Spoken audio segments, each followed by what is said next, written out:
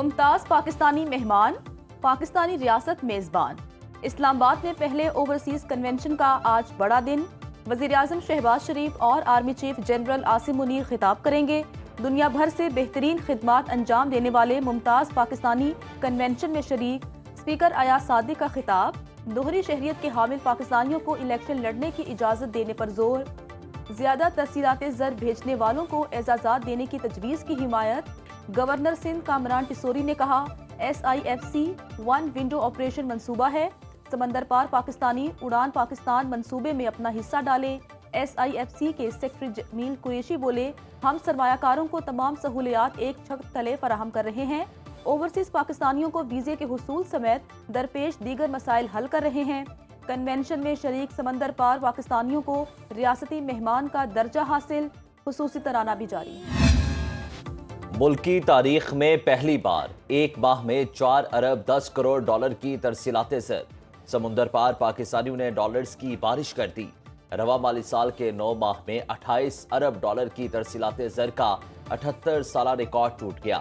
سعودی عرب سے پاکستانیوں نے سب سے زیادہ 6 ارب 88 کروڑ ڈالر بھیجے، UAE سے 5 ارب 70 کروڑ، برطانیہ سے 4 ارب 24 کروڑ، امریکہ سے 3 ارب 26 کروڑ ڈالر آئے۔ اسٹیٹ بینک نے تفصیلات جاری کر دی۔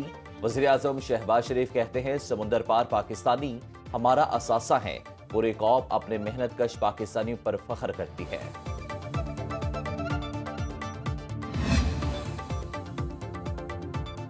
وزیر اعلیٰ KP علی امین گنڈاپور کی زیر صدارت اہم اجلاس، خزانہ اور آبی وسائل کے وفاقی وزراء کی خصوصی شرکت۔ صوبائی حکام کی بریفنگ، بتایا پن بجلی کے خالص منافع کی مد میں وفاق کے ذمے 1900 ارب کے بقایا جات ہیں۔ زم اضلاع کے لوگوں کی دوبارہ آباد کاری کے لیے وفاق نے مزید 66 ارب روپے دینے ہیں۔ علی امین گنڈاپور نے کہا زم اضلاع میں بد امنی کے خاتمے کے لیے وہاں سماجی اور معاشی ترقی کی ضرورت ہے۔ NFC ایوارڈ پر نظر ثانی کے لیے جلد اجلاس بلایا جائے۔ وفاقی حکومت آئینی اور قانونی تقاضے پورے کرے۔ وفاقی وزراء کی تمام معاملات ترجیحی بنیادوں پر حل کرنے کی یقین دہانی۔ ایک اور تارکین وطن کی کشتی کو حادثہ، لیبیا کے مشرقی ساحل کے قریب کشتی الٹ گئی، 4 پاکستانیوں سمیت 11 افراد کی لاشیں نکال لی گئیں۔ لیبیا میں پاکستانی سفارت خانے کے مطابق کشتی 12 اپریل کو ہاروا ساحل کے قریب حادثے کا شکار ہوئی۔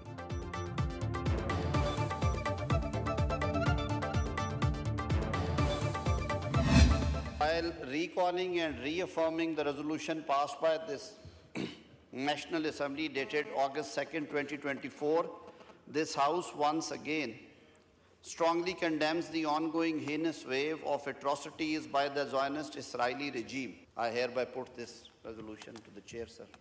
That the resolution as moved be adopted. All those in favor of the resolution may say aye. All those against may say no. I think the ayes have it, and consequently the resolution is adopted unanimously.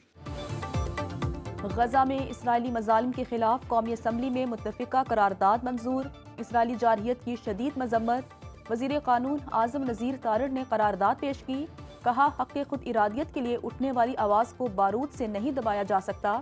اسرائیل فلسطینیوں کی نسل کشی کر رہا ہے۔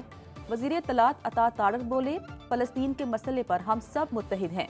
علی محمد خان نے مسئلہ فلسطین پر پارلیمنٹ کا مشترکہ اجلاس بلانے کا مطالبہ کر دیا۔ عبد القادر پٹیل بولے اسرائیل صرف بد دعاؤں سے تباہ نہیں ہوگا، فلسطین کی صورتحال پر عالم اسلام کی بے حسی قابل افسوس ہے۔ اجلاس غیر معینہ مدت تک ملتوی۔ ہارورڈ یونیورسٹی کا ٹرمپ انتظامیہ کے مطالبات ماننے سے انکار، جامعہ انتظامیہ نے مطالبات کو غیر قانونی قرار دیتے ہوئے پالیسی میں تبدیلی کا مطالبہ مسترد کر دیا۔ طلبہ اور فیکلٹی کے اختیارات کم کرنے، نظم و ضبط کی خلاف ورزی پر طلبہ کی رپورٹ کرنے کا مطالبہ کیا گیا تھا۔ ٹرمپ انتظامیہ نے انکار کے بعد ہارورڈ یونیورسٹی کی 2.2 ارب ڈالر کی سالانہ گرانٹ روک دی۔ 6 کروڑ ڈالر کا کانٹریکٹ ویلیو بھی منجمد کرنے کا فیصلہ۔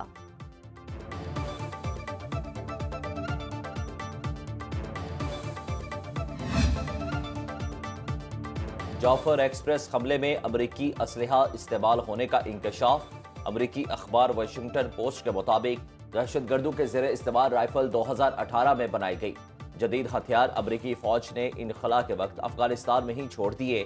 یہی ہتھیار کالعدم ٹی ٹی پی اور دیگر دہشت گرد تنظیمیں استعمال کر رہی ہیں۔ امریکی فوج کے افغانستان میں چھوڑے اسلحے کی قیمت اربوں ڈالرز ہے۔ 11 مارچ کو جعفر ایکسپریس کو بولان میں نشانہ بنایا گیا تھا۔ حملے کی ذمہ داری کالعدم BLA نے قبول کی تھی۔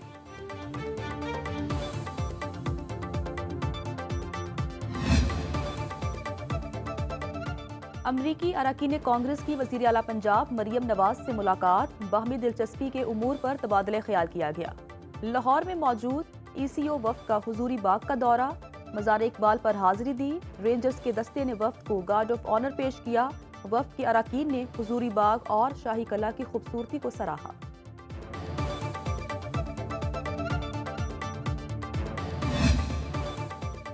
گردوارہ جنم استھان ننکانہ صاحب میں بیساکھی میلے کی مرکزی تقریب، ہزاروں سکھ یاتری شریک۔ امریکی کانگریس ارکان کے وفد کا کرتارپور راہداری اور گردوارہ صاحب کا دورہ، وزیر داخلہ اور سکھ عمائدین نے پرتپاک استقبال کیا۔ محسن نقوی نے کہا کہ سکھ یاتریوں کے لیے ویزے کا عمل آسان بنا دیا۔ تھامس ہوزی بولے کہ بیساکھی میلے میں شرکت کر کے خوشی ہوئی۔ جوناتھن جیکسن نے کہا کہ کرتارپور میں بہترین انتظامات دیکھ کر خوشی ہوئی۔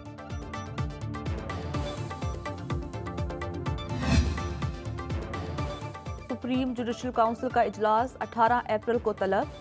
چیف جسٹس پاکستان کی زیر صدارت اجلاس میں سپریم کورٹ کے آئینی بینچ کے لیے مزید 2 ججوں کی نامزدگی پر غور ہوگا۔ 2 مئی کو دوبارہ اجلاس ہوگا۔ Chief justice Balochistan high court اور پشاور ہائی کورٹ کے ججز کی تعیناتی کے لیے ناموں پر غور کیا جائے گا۔ چیف جسٹس سے ترکی اور ایران کے سفیروں کی ملاقات۔ اعلامیے کے مطابق عدالتی شعبے میں 2 طرفہ تعلقات کو مزید وسعت دینے پر اتفاق کیا گیا۔ چیف جسٹس نے کہا ضلعی عدلیہ کو بھی عدالتی تعاون کا حصہ بنایا جائے۔ ترکی کے عدالتی تجربات، AI ٹیکنالوجی اور ڈیجیٹل نظام سے سیکھنے کی ضرورت پر زور دیا گیا۔ سوشل میڈیا پر منفی پروپیگنڈا اور اداروں کے خلاف مہم کا معاملہ، طلبی کے باوجود پاکستان تحریک انصاف کا کوئی رہنما GIT میں پیش نہیں ہوا۔ عالیہ حمزہ کے وکیل نے حاضری سے استثناء کی درخواست کی۔ حماد اظہر، شیخ وقاص اکرم، عالیہ حمزہ، محمد کامران اور فاروق حبیب کو طلبی کے نوٹس جاری کیے گئے تھے۔ IG اسلام آباد کی سربراہی میں GIT تفتیش کر رہی ہے۔ انسداد دہشت گردی عدالت اسلام آباد نے احتجاج کیس میں تحریک انصاف کے 86 ورکرز کی درخواست ضمانت خارج کر دی۔ عدالت نے ناجائز اسلحہ کیس میں 6 ملزمان کی ضمانتیں منظور کر لیں۔ ایران میں 8 پاکستانیوں کا قتل، تہران میں تعینات پاکستانی سفیر مدثر ٹیپو نے مقتولین کے نام جاری کر دیے۔ محمد دلشاد، اس کا بیٹا دانش، محمد عامر، محمد ناصر، محمد نعیم، غلام جعفر، ملک جمشید، محمد خالد شامل۔ ایکس پر پیغام میں سفیر نے کہا کہ لاشوں کی وطن واپس منتقلی کے لیے مصروف ہے، انصاف کے حصول کے لیے ایرانی انتظامیہ سے قریبی رابطے میں ہے۔